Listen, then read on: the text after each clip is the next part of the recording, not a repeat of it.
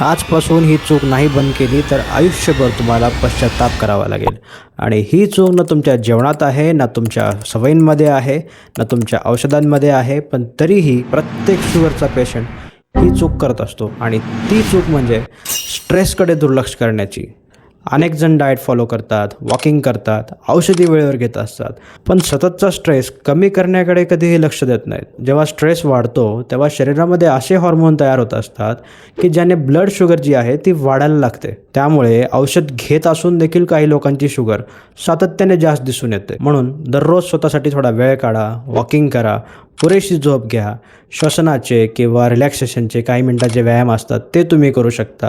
इतकं केल्याने तुमची ब्लड शुगर कंट्रोल होण्यामध्ये फार मदत मिळू शकते। आणि तुमच्या सर्व शुगर पेशंटसाठी माझ्याकडून एक गिफ्ट आहे।